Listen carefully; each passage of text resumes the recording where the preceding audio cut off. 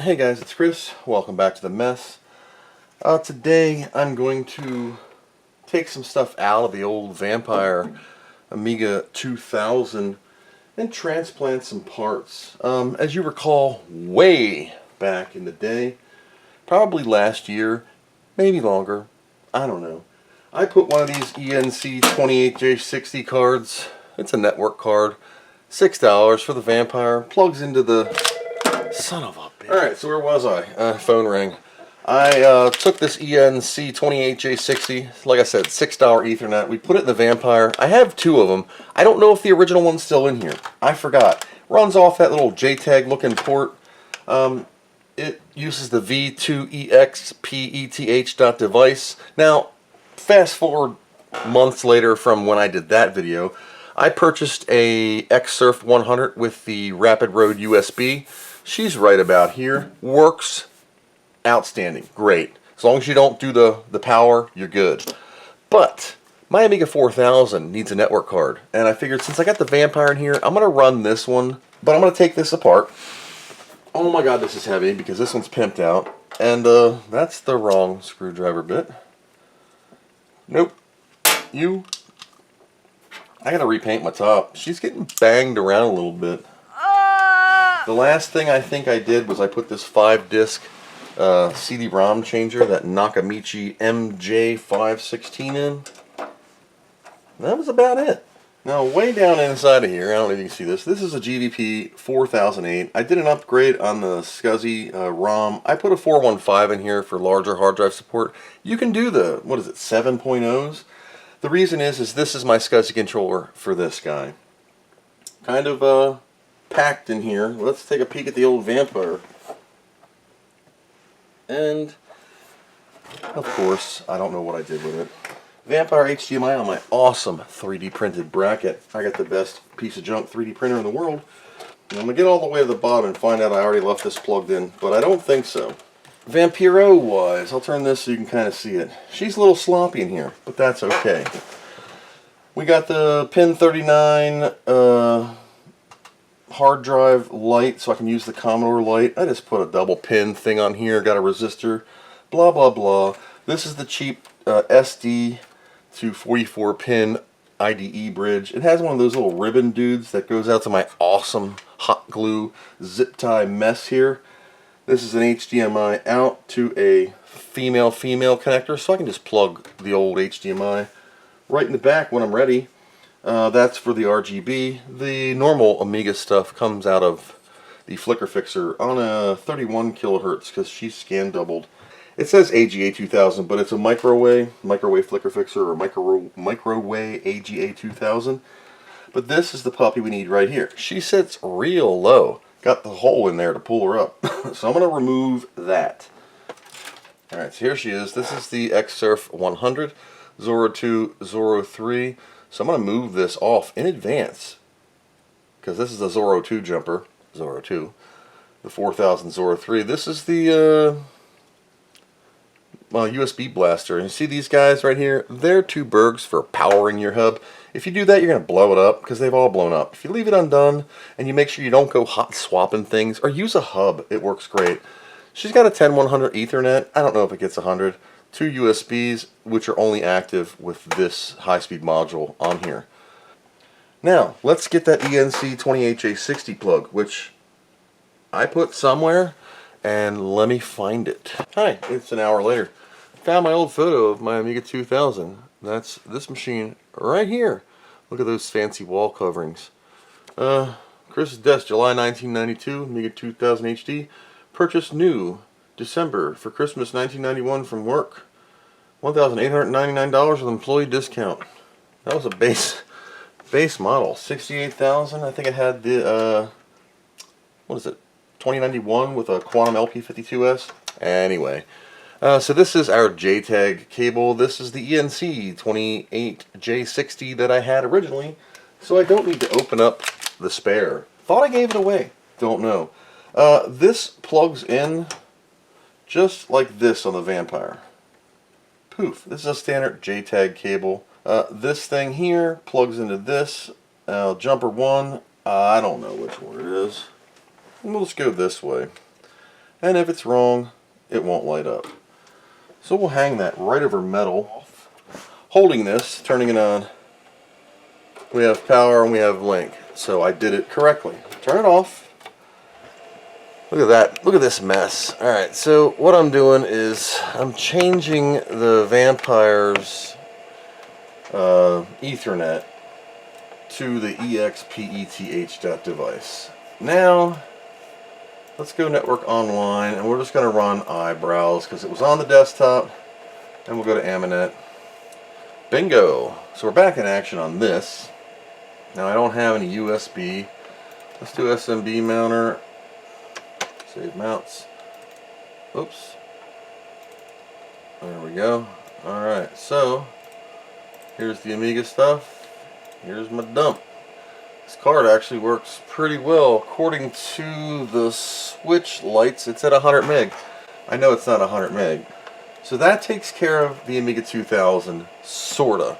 Now I'm going to have to go off camera and repair my stupid damage because I fat fingered and moved just too quickly. Take your time on these old girls.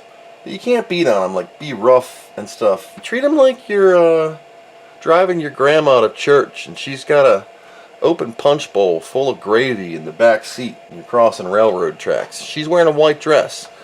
You don't want to spill anything. So me being myself, hossing in there with these dill pickles, just popped one of the solder joints off one of the resistors for either left or right. Then I tried giving her the old tug to pop the rest off, and they stuck. So I just had one weak one. In its place, I need an Amiga 4000, which is all nice and put together over there. So here is an AD1202. It's a Sunrize sound card for the Amiga. This is the one that came in this machine. It also had a TBC and a PAR that Doug now has. We're still waiting on that video, Doug. We're going to stick that in there. Just like that. So we have, ooh, looks a little, we have the Sunrize 1202. We have the GVP Spectrum. And we have the, the network card, USB. So we're going to plug in the VGA to here. I got a new one of these, but this is the old hot glue one. She plugs into the loop-de-loop here, and this plugs into here. That way one signal will rule them all, and you're just on VGA. And hit a button. So you can see that little glow of white light right here where my finger is. Sorry for my head for a second. That is the USB module, which we'll have to do Poseidon on. Now, I'm going to take Mode Pro off, left Amiga P, and just uncheck Enable Screen Mode, and hit Save. Turns it all off. I'm going to run a 15 kilohertz program like Directory Works, and it should flip automatically and I should see it. There we go, that's 15 kilohertz. The Dell does a good, decent job. And then it'll pause, it'll flip back over, and I'm in 31. So that's cool. One cable solution, or one monitor solution with that loop back. I got a lot. I gotta do Poseidon and Trident, and I have to do the Xsurf network driver installation. Amiga kit gives you these nice discs. And I have to use my GoTech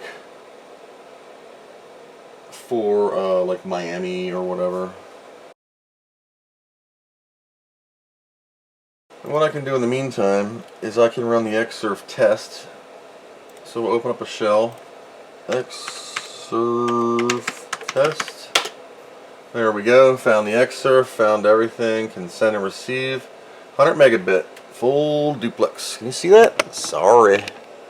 I try to not zoom in too much because, like I said, the monitor does that pulse and freak out thing. I might have a fingerprint on here. I don't know. Sorry. So anyway, I run this Xsurf test. Comes with the disc.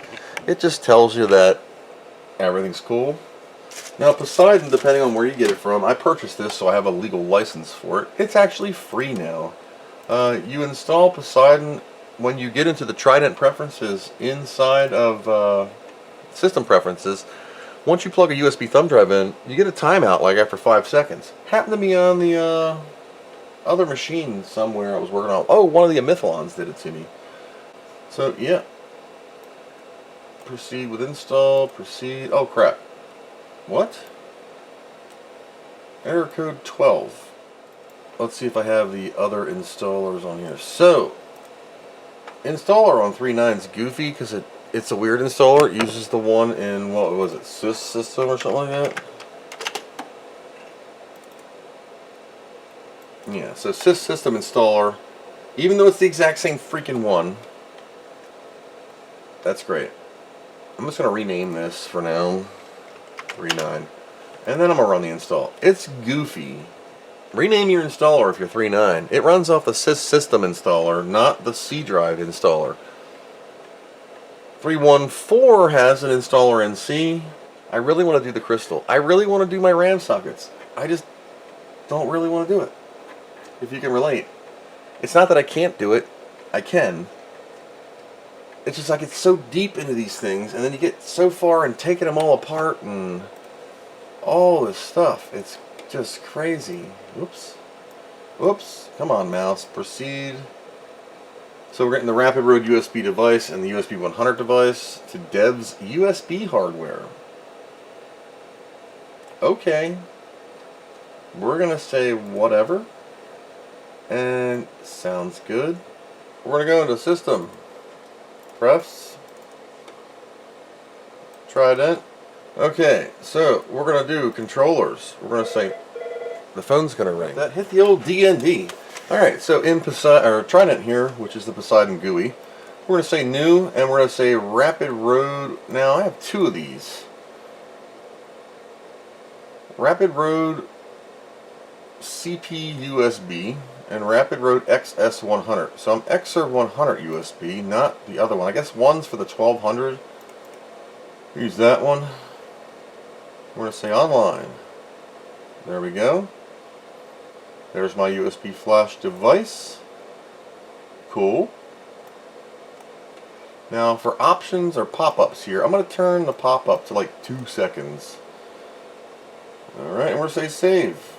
It's an important safety tip. Make sure you put the old FAT95 if you want to read FAT32 floppy USB or whatever on your Amiga. Finally, holy God, Amiga stuff. Good Christmas. It's all my Pi Amiga junk. It's still loading. Alright, let's go Red Amiga 2. Boot pick. Nope. Nope. Nope. Boing JPEG. Did I set up data types for this stuff? I forget. And this is a 68040. Good God. There it goes. 24-bit boot pick for Pi Amiga. Well, open GIFs. Here's a 441K. Okay, so while that's thinking about that, that's the original one. Okay, so our USB's working. Let's take this out.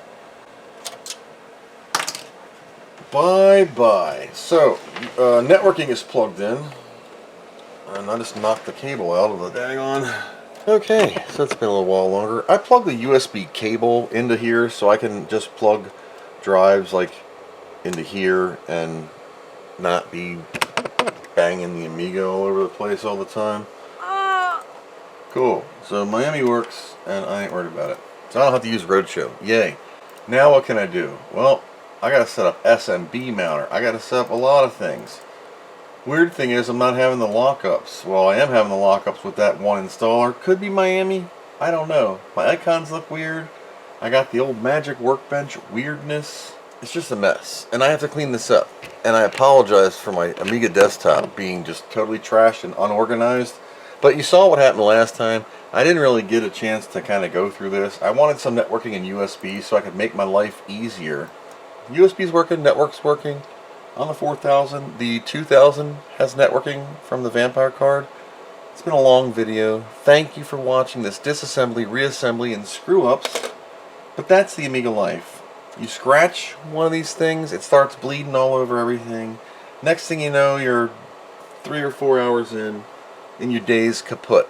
But that's why we do it, because it's fun, I guess. Maybe. I don't know. Thank you all for watching, and as always, I hope this helps you, and I hope you learned something.